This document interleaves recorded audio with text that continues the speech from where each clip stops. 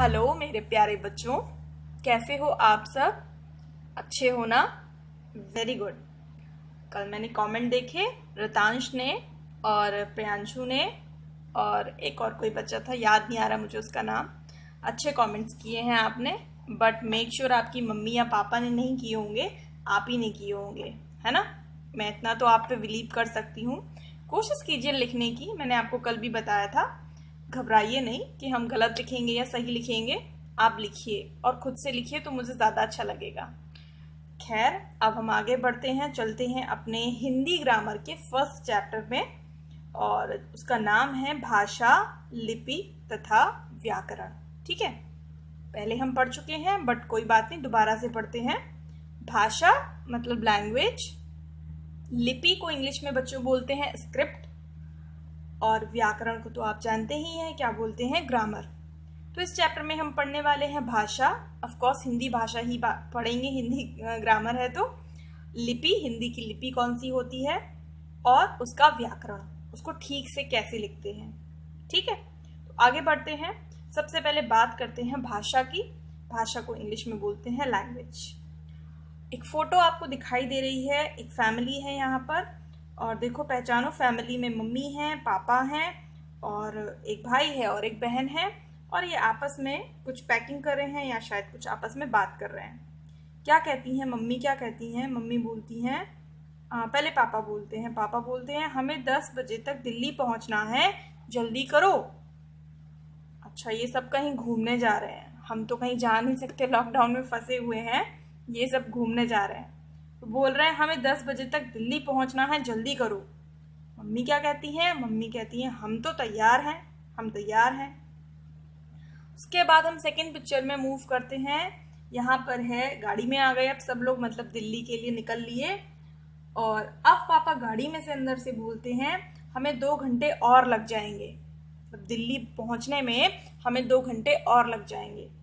तो देखो, ये पापा ने कुछ बोला है बोलकर, मम्मी ने भी कुछ बोला है बोलकर, और यहाँ पर भी पापा ने बोला है। ठीक है, तो ये तीनों भाषाएं, ये भाषाएं हैं। ये कैसी भाषाएं हैं? ये आपकी बोली जाने वाली भाषाएं हैं। अब आगे आते हैं, यहाँ पर एक पत्थर है, ठीक, इस पे लिखा हुआ है दिल्ली 120 किलोमीटर। क्या मतलब है इसका? ये पत्थर आपको बता रहा है कि जिस जगह आप खड़े हैं, जिस जगह आपकी गाड़ी पास हो रही है, वहां से दिल्ली अभी 120 किलोमीटर दूर है। तो पापा कह रहे हैं कि अभी हमें दिल्ली पहुंचने में कितना टाइम लग जाएगा? 2 घंटे और लग जाएंगे। अब बताओ, ये पत्थर आपसे बोल रहा है क्या? भाषा तो लिखी है इसके ऊपर, लेकिन क्या ये बोलकर बता रहा है? नहीं, आपको इसके लिए इसको पढ़ना पड़ रहा है। अच्छा, पापा ने जो बोला तो उसको पढ़ना पड़ रहा है? नहीं। क्या ये जो गुड़िया है और ये जो भाई है उसका, क्या ये दोनों पापा की बात को पढ़ेंगे? नहीं, ये पापा की बात को सुन रहे हैं। अच्छा, हम क्या कर रहे हैं? हम तो नहीं सुन रहे ना, क्योंकि पापा हमसे नहीं बात कर रहे हैं। पापा ने जो भी बात की वो यहाँ लिखी है, तो हम क्या कर रहे हैं? इसको पढ़ रहे हैं। तो आप कुछ कुछ अंदाजा लगा सकते हो कि मैं आपसे क्या कहने की कोशिश कर रही हूँ। भाषा जो होती है वो बोली जाती है, सुनी जाती है, लिखी जाती है और पढ़ी जाती है। ठीक है, आगे बढ़ते हैं। ऊपर दिए गए चित्रों में आपने देखा कि पापा, मम्मी और बच्चे बोलकर अपने मन की बात एक दूसरे से कह रहे हैं तथा सुनकर समझ रहे हैं। हम बात कर चुके हैं इसके बारे में। सड़क पर एक और गड्ढे, देखो यहाँ पे ध्यान दो, क्या है? गड्ढे। सड़क पर एक और गड्ढे पत्थर पर लिखी दिल्ली की दूरी को पढ़कर समझा जा रहा है। मैंने आपको बताया था, ये जो पत्थर है इस पर जो लिखा है, हम इसको पढ़कर समझ रहे हैं। यही तो भाषा है। भाषा क्या है? सुनकर समझना या पढ़कर समझना, या हम कह सकते हैं बोलकर समझाना या लिखकर समझाना। इस प्रकार स्पष्ट है कि बोलकर, सुनकर, लिखकर तथा पढ़कर हम अपने मन की बात को, जो हमारे अंदर चल रही है बात, उस बात को दूसरे को समझा सकते हैं। अब मन में तो हमारे बहुत कुछ चल रहा है, लेकिन अगर हमारे पास भाषा नहीं है तो हम कैसे बोल पाएंगे? जैसे आपने देखा है मेरे पास रैबिट है, उसके मन में भी तो बहुत कुछ चलता होगा ना, लेकिन वो मुझसे कुछ बोलता ही नहीं है। क्यों? क्योंकि उसके पास भाषा नहीं है। तो जानवरों के पास भाषा नहीं होती है, लेकिन ऐसा नहीं है कि मन नहीं होता, मन में तो उनके बहुत सारी बातें चलती हैं, लेकिन चूंकि भाषा नहीं है तो वो उसको कैसे बोलें, लिख सकते नहीं हैं, बोल सकते नहीं हैं, तो उनकी प्रॉब्लम है। हम मनुष्य हैं, हमारे साथ ऐसी दिक्कत नहीं है। हम अपने मन की बात को दूसरे को समझा सकते हैं और दूसरे की मन की बातों को समझ भी सकते हैं। क्यों? क्योंकि हमारे पास क्या है? भाषा है। तो ये हुआ भाषा। अब भाषा को हमें परिभाषित करना हो, डिफाइन करना हो, उसकी डेफिनेशन लिखनी हो तो कैसे लिखी जाएगी? जो भी चीज़ पढ़ते हैं बहुत आसान होता है उसकी परिभाषा बनाना, शब्दों में नहीं फंसते हैं। जो समझ में आया उसको अच्छे सही ढंग से लिख दो, परिभाषा बन जाती है। कैसे? क्या समझ में आया हमें? अपने मन की बात को दूसरों के सामने प्रकट करना मतलब रखना, तथा दूसरे के मन की बात को समझना भाषा कहलाता है। याद नहीं करना है, जो समझे वो बस वही लिखना है। इसको मैं हाइड कर लेती हूँ। अब बताओ भाषा क्या होता है? बहुत आसान है, अपने मन की बात को दूसरे के सामने प्रकट करना, या बोलो अपने मन की बात को दूसरों को समझाना और दूसरे के मन की बातों को समझना क्या कहलाता है? भाषा कहलाता है। अपने मन की बात को दूसरों के सामने रखने के लिए और दूसरे के मन की बात को समझने के लिए हमें जिसकी ज़रूरत होती है वही क्या है? भाषा है ना? आसान। तो याद नहीं करना है, ऐसा नहीं है कि यही परिभाषा है तो बस यही है, हम शब्दों को इधर उधर नहीं कर सकते। बिल्कुल कर सकते हैं। इतनी फ्रीडम टीचर्स को स्टूडेंट्स को देनी चाहिए और स्टूडेंट्स को भी लेनी चाहिए। तो आप शब्दों के जाल में मत फंसिए, समझने के जाल में फंसिए। समझ लीजिए और उसको लिख डालिए। ठीक है, आगे चलते हैं। अगला टॉपिक है हमारा भाषा के रूप, फॉर्म्स ऑफ लैंग्वेज। भाषा कितने रूपों में बोली जाती है, पढ़ी जाती है, समझी जाती है और समझाई जाती है? तो भाषा के जो मुख्य रूप होते हैं वो दो तरह से होते हैं। पहला मौखिक भाषा और दूसरा लिखित भाषा। अब ये देखो मौखिक भाषा क्या होती है? अपने मुंह या किसी दूसरे माध्यम से बोलकर। अब दूसरा माध्यम क्या हो सकता है? दूसरा माध्यम हो सकता है जैसे कोई आवाज आपको टेप रिकॉर्डर पर सुनाई दे रही है, कोई आवाज आपको टीवी पर सुनाई दे रही है, तो वो दूसरा माध्यम हो गया ना। तो अपने मुंह या किसी दूसरे माध्यम से बोलकर अपने विचारों को प्रकट करना क्या कहलाता है? मौखिक भाषा कहलाता है। देखो सबसे पहले भाषा क्या है? अपने विचारों को प्रकट करना। अपने विचारों को प्रकट करना भाषा है। अब अपने विचारों को प्रकट कैसे करोगे? बोल कर करोगे ना। अगर आप अपने विचारों को प्रकट बोल कर कर रहे हो तो आप कौन सी भाषा यूज कर रहे हो? मौखिक भाषा। और अगर आप अपने विचारों को लिखकर प्रकट कर रहे हो तो आप कौन सी भाषा यूज कर रहे हो? लिखित भाषा। तो यहाँ पर दो सहेलियां आपस में बातें कर रही हैं, एक दूसरे की बात को, एक दूसरे के मन की बात को समझ रही हैं, तो मौखिक भाषा का काम हो रहा है यहाँ पर। अच्छा, यहाँ पर दो दोस्त आपस में बात कर रहे हैं दूसरे माध्यम से, है ना, फोन के माध्यम से दोनों एक दूसरे से बात कर रहे हैं, सुन रहे हैं, यहाँ पर भी मौखिक भाषा है। यहाँ क्या हो रहा है? एक गुड़िया है शांति से टीवी देख रही है, बैठकर न्यूज सुन रही है, तो ये आंटी जी जो है वो उनको न्यूज पढ़कर बोल रही हैं और ये सुन रही है। तो ये यहाँ पर कौन सी भाषा का यूज हो रहा है? मौखिक भाषा ना। अब लिखित भाषा की बात करते हैं। किसी भी तरीके से लिखकर, लिखने के तो कई तरीके हो सकते हैं ना। जैसे ये किताब है आपके सामने, लिखकर तो आपको समझाई जा रहा है।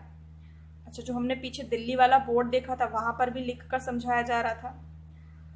मोबाइल के थ्रू अगर आप पढ़ते हो तो वो भी लिखकर ही आप पढ़ रहे हो, बोर्ड पर पढ़ रहे हो तो वो भी लिखकर पढ़ रहे हो। तो जो आपको पढ़ना पड़े, कानों का इस्तेमाल ना हो, दिमाग का इस्तेमाल हो, पढ़ना पड़े, वो लिखित भाषा है। तो किसी भी तरीके से लिखकर अपने विचारों को प्रकट करना लिखित भाषा कहलाता है। देखो ये गुड़िया है, ये लिख रही है, तो अपने विचारों को लिख रही है कॉपी पर। ये हमारे सर हैं, ये बोर्ड पर लिख रहे हैं। क्या लिखा है?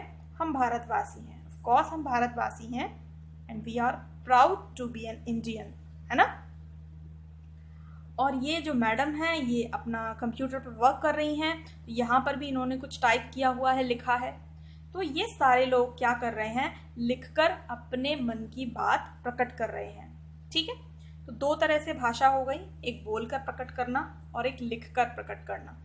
कभी कभी ना हम बोलते हैं ना हम लिखते हैं, लेकिन फिर भी हम दूसरे की मन की बात को समझ जाते हैं। जैसे मैंने बताया ना, रैबिट, वो ना बोल सकता है ना लिख सकता है, लेकिन फिर भी मैं उसकी फीलिंग्स को समझ सकती हूँ। ऐसे ही आपके घर में भी आपके पेट होते होंगे, वो भी ना बोलते हैं ना लिखते हैं, लेकिन आप उनकी फीलिंग्स को समझ जाते हैं। कब उन्हें भूख लगी है, कब उन्हें प्यास लगी है, कब वो खुश हैं, कब वो उदास हैं। हम इंसानों के बीच भी कभी कभी होता है कि हम एक दूसरे से कुछ नहीं बोलते, लेकिन फिर भी एक दूसरे की फीलिंग्स को समझ लेते हैं, भावनाओं को समझ लेते हैं। तो ये तीसरी भाषा भी एक जनरेट हो जाती है, जिसे हम बोलते हैं सांकेतिक भाषा, है ना। संकेत किसी ने किया, जैसे पानी का संकेत करना है तो लोग ऐसे बोलते हैं ना कि प्यास लगी है मुझे, तो हम समझ जाते हैं। ठीक है, हमने ऐसे किसी को बोला तो हमने संकेत किया ना, रुक जाओ भैया, तो वो रुक जाता है, भले ही हम बोले नहीं कुछ भी। हमने ऐसे किसी को बुलाया तो वो समझ जाता है कि हमको बुलाया जा रहा है, तो वो ऐसे करने से आ जाता है। तो ये कुछ चीज़ें हैं जिसे हम बोलते हैं सांकेतिक भाषा। लेकिन जो मुख्य हैं वो दो ही हैं, एक मौखिक भाषा और एक लिखित भाषा।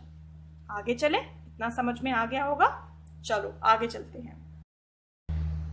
अब थोड़ी सी एक समझने वाली बात है यहाँ पर, विभिन्न भाषाएं और बोलियां, वेरियस लैंग्वेजेस एंड डायलेक्ट्स।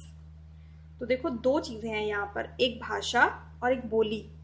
भाषा और बोली देखने में एक जैसे लगते हैं, थोड़ा सा डिफरेंस है। देखते हैं क्या है। संसार के अलग अलग देशों की भाषाएं अलग अलग हैं, बिल्कुल, ये तो हमें मालूम है।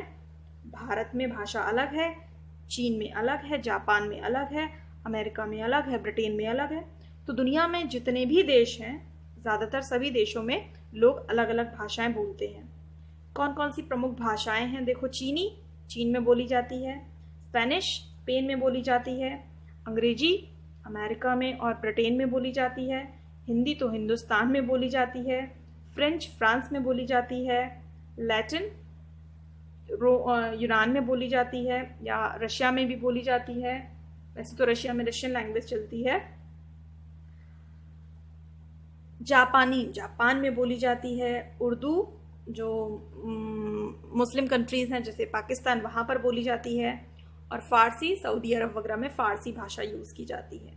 तो इस तरह से दुनिया की ये कुछ बड़ी बड़ी भाषाएं हैं जिन्हें बहुत सारे लोग बोलते हैं।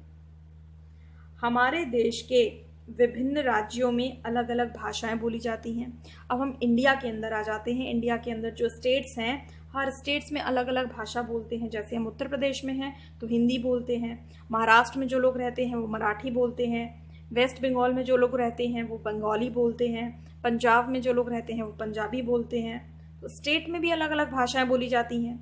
यहाँ की प्रमुख भाषाएं कौन सी हैं? हिंदी है, अंग्रेजी भी हमारे यहाँ बोली जाती है, पंजाबी जैसे मैंने आपको बताया, बिहार में लोग बिहारी बोलते हैं, गुजरात में गुजराती बोलते हैं, तमिलनाडु में तमिल बोलते हैं, और ये है तेलुगु, आंध्र प्रदेश में तेलुगु बोली जाती है। भारत में पहले 18 भाषाओं को मान्यता मिली थी। यूं तो बहुत सारी भाषाएं हैं, लेकिन उन बहुत सारी भाषाओं में से हमने 18 भाषाओं को चुना, जिसको हमने क्या दी?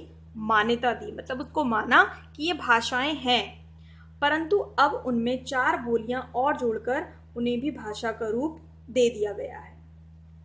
अब 18 भाषाओं को तो हमने मान्यता स्टार्टिंग में दी थी, ठीक है। बाकी की जो भाषाएं थी, भाषाएं तो बहुत सारी हैं, वो बन गई बोलियां।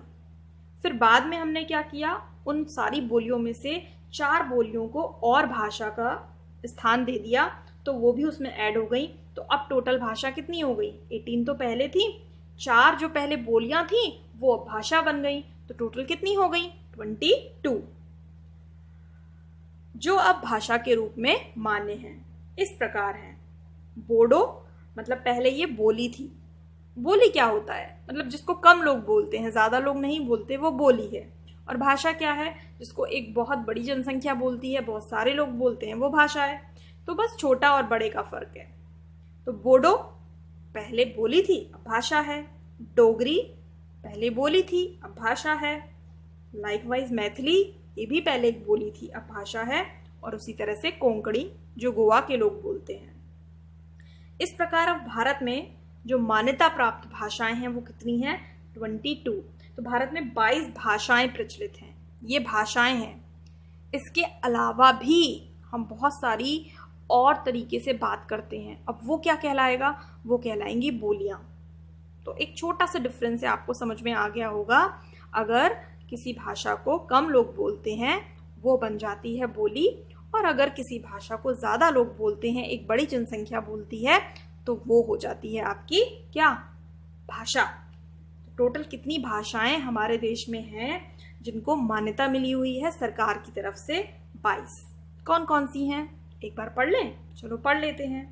असमिया, बंगला, बोडो, डोगरी, गुजराती, हिंदी, कन्नड़। कहाँ बोली जाती है कन्नड़? कर्नाटक में। कश्मीरी, कोंकणी, अभी बताया था कहाँ बोलते हैं, बताओ। भूल गए इतनी जल्दी? गोवा में। मैथिली, मलयालम, कहाँ बोलते हैं? ये तो पता है ना? बिल्कुल ठीक, केरल में। मणिपुरी, मराठी, नेपाली, ओडिया, उड़ीसा में। पंजाबी, संस्कृत, संस्कृत भी इसमें शामिल है। संथाली, सिंधी, तमिल, तेलुगु और उर्दू। ये हैं आपकी 22 भाषाएं जिनको क्या है? मान्यता मिली हुई है देश के अंदर। हैं तो बहुत सारी, 1000 से भी ऊपर भाषाएं भारत में बोली जाती हैं, लेकिन वो अब भाषा नहीं कहलाएंगी। वो क्या कहलाएंगी? वो कहलाएंगी बोलियां। ठीक है, तो अब आपको क्या काम करना है जो हर बार करना होता है? वीडियो देखने के बाद चैप्टर को फिर से पढ़ना, समझने की कोशिश करना। कोई प्रॉब्लम है आराम से पूछ सकते हो, ग्रुप में भी पूछ सकते हो और यूट्यूब पर भी पूछ सकते हो। अब लर्न क्या करना है इसमें से? आपको ये 22 भाषाओं के नाम बिल्कुल अच्छे से लर्न करने हैं और इनको एक बार फटाफट से लिख कर देखने हैं।